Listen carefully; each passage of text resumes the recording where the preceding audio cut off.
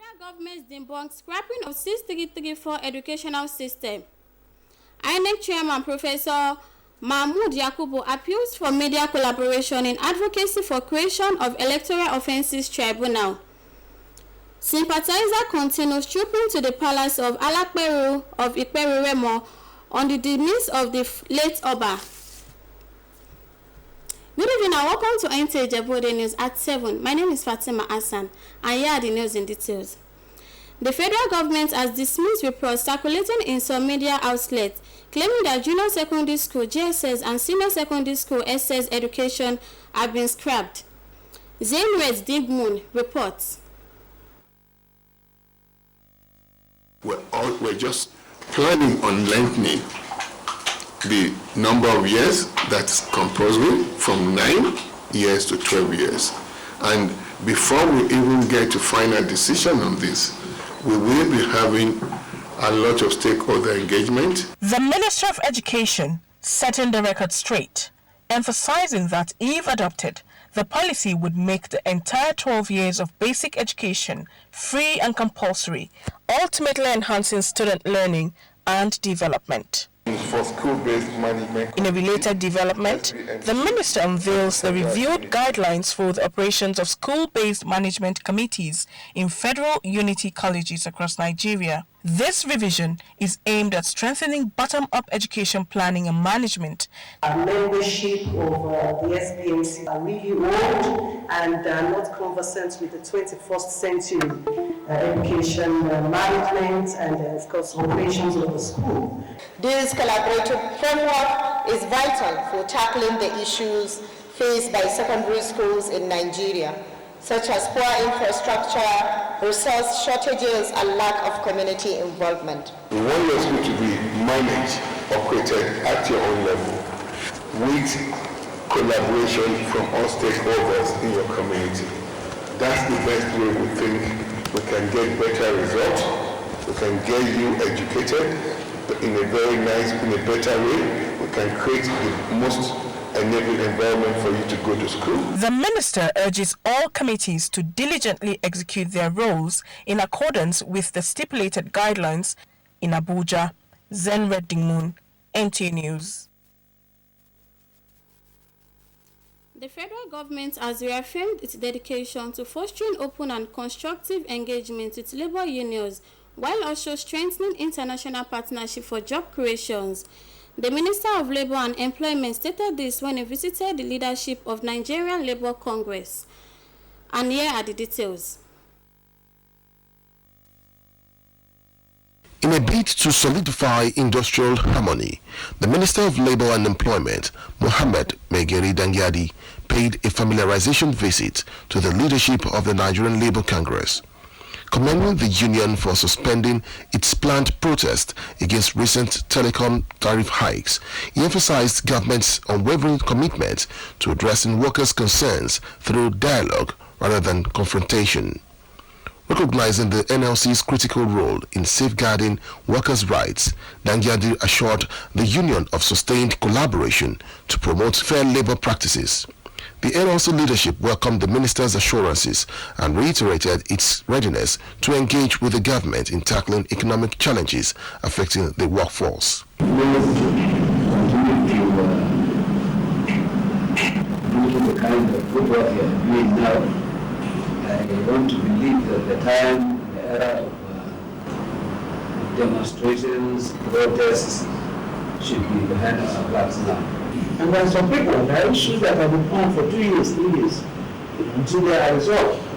They will still have it there.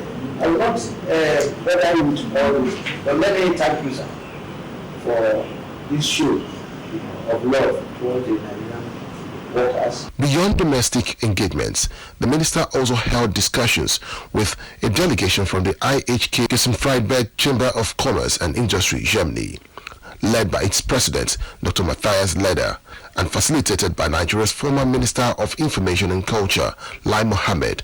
The talks focused on expanding job creation through legitimate labor migration and vocational training.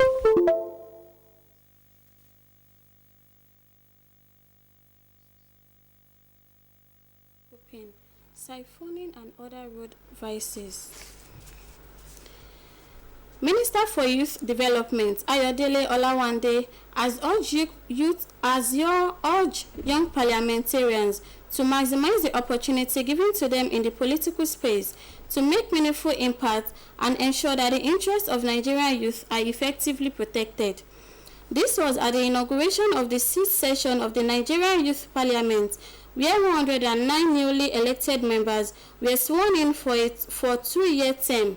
National Assembly correspondent Amina Saidu reports.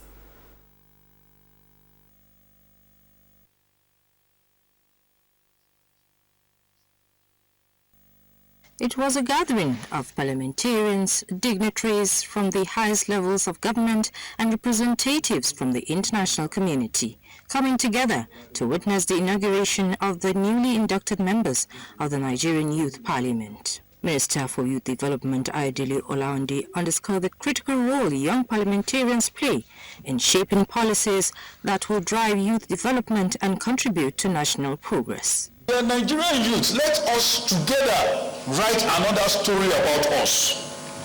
Let us together tell the Nigerian youth that we can do it differently.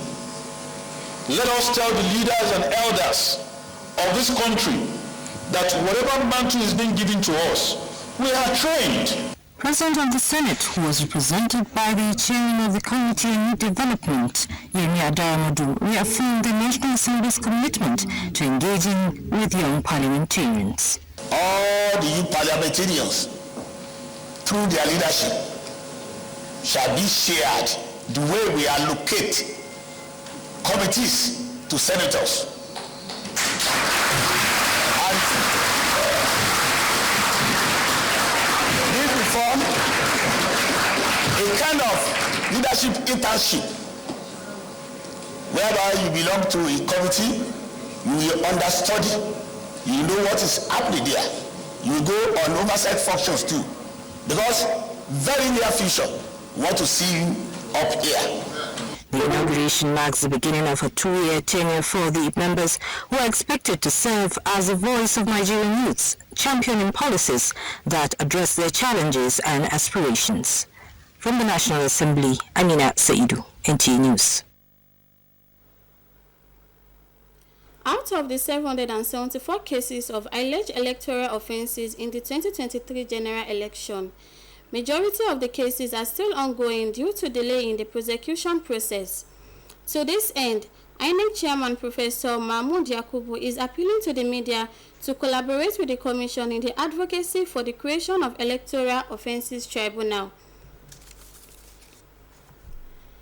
The Federal Road Safety Corps and National Orientation Agency have agreed to commence an immediate nationwide orientation against fuel scooping, siphoning and other road vices. The two agencies arrived at this conclusion after an engagement between the Director General, NOA Lanre Issa Onilu, and the FRSC Corps Marshal at the Corps headquarters in Abuja. Oyeyemi Ajayi has the details. No doubt, the increasing cases of death from scooping of fuel from falling tankers has caused apprehension amongst many. Consequently, President Bola Tinubu directed a massive campaign against these acts. Responding to the presidential directive, these two agencies have now strategized on the imminent nationwide orientation, which will focus on high-risk areas and communities, emphasizing that the loss of lives and properties due to these vices is unacceptable. We are also partnering with the Federal Fire Service and the State Fire Services, so that we get support, we get numbers that are even if it comes from home, a fire service can come, immediately control the place, and then contribute the area so that even if the content is still around, and to be contaminated so that we know that our values with all citizens to school or to school. First and foremost, this focus was somebody's investment that has gone bad. The millions of old will concern about the investment which we done, and investment has gone worse. Not trying to take advantage of another person's misfortune. Sometimes something has happened to our value system. The FRC Commercial Sheikh Mohammed therefore urges Nigerians to support this initiative and join in promoting road safety and preventing loss of lives and property. He entreats eyewitnesses to immediately vacate these scenes before contacting concerned agencies. Oyeyemi Ajayi, NT News. We'll be right back after this break. Please stay tuned. Star 829 hash, star 829 hash, star 829 hash. Wait, what's star 829 hash? Why do you keep saying oh? It's the new short code from FIRS to retrieve your tax identification number. TIN star 829 hash to access your tax clearance certificate TCC. Star 829 hash. Learn about tax types and their rates. Star 829 hash to ask general tax questions. Star 829 hash. Find the nearest FIRS office with ease. Star 829 hash. Wow, that's super helpful. Absolutely. Anytime you need to handle tax matters, just dial star 829 hash. It's quick, simple, and reliable. Star 829 hash. Now we'll never forget it. Star 829 hash. FIRS. Simplifying tax. Maximizing revenue.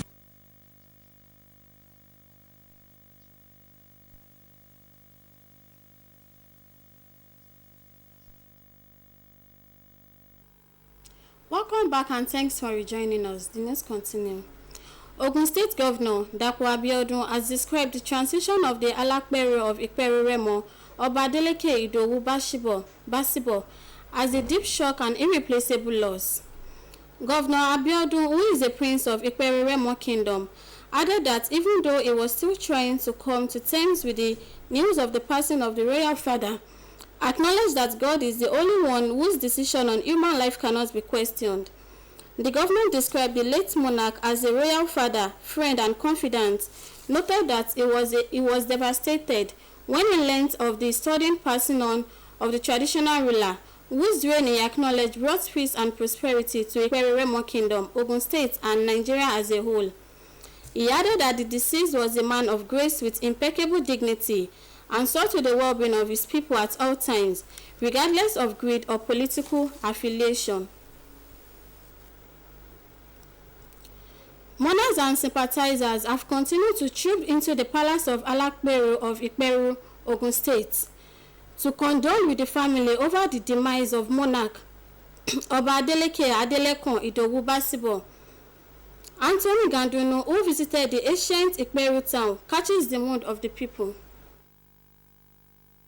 Visit to the palace of Alakpere of Ikperu Remo revealed that sympathizers, friends, and associates continue to troop in to confirm the news of his demise, as well signed condolence register, while some were seen hanging around, sitting, discussing the passing away of Oba Adeleke Basibo, one of the children of the deceased, while expressing his shock over the transition, said his father died without any sign of sickness, and at exactly 23 years he received his staff of office from the state government, making 23 years on the throne. He died exactly 23 years. He was given a letter of appointment of office February 6, 2003. So maybe we can say there were one or two signs that suggested he was time. God wanted him to come do his own part for 23 years. Some indigenes and chiefs of Ikperu town, including the retired Assistant Inspector General of Police Tunji Alakpini, described the late monarch as a royal father, friend, and confidant, while Governor Nta Ijebu Ode, a prince of Ikperu town, in a letter of condolence described late Alakpere as distinguished and beloved traditional ruler whose reign brought peace and prosperity to Ikperu Remo Kingdom and Ogun State in general. I've seen him as somebody who is diligent in his duty. It was something that's breaking my heart when I heard about the news of the passing on of the Kabisi. Because yesterday we had a meeting at the council of Obas with the security agencies at the local government yesterday. So I was expecting him to be part of that meeting. I will say it has been a very luckiest king or monarch that we have at Ikperu, but it was during his regime that so many things is coming to the town, or so many roads that are being constructed, and not to even talk about the airport coming during his regime. A tour around the ancient city of Ikperu in Ikenne local government area revealed that the town was calm as commercial activities were going on peacefully. Oba Adeleke Adelekon Idowu Basibo, a man of great grace who carried himself with dignity and saw to the well-being of his people at all times, regardless of creed or political affiliation, will be surely missed by his people. From Ikperu, Anthony Gandon, NCM News. May the departed soul rest in peace. That will be all for tonight's package. Join us next week for more interesting stories. Good night.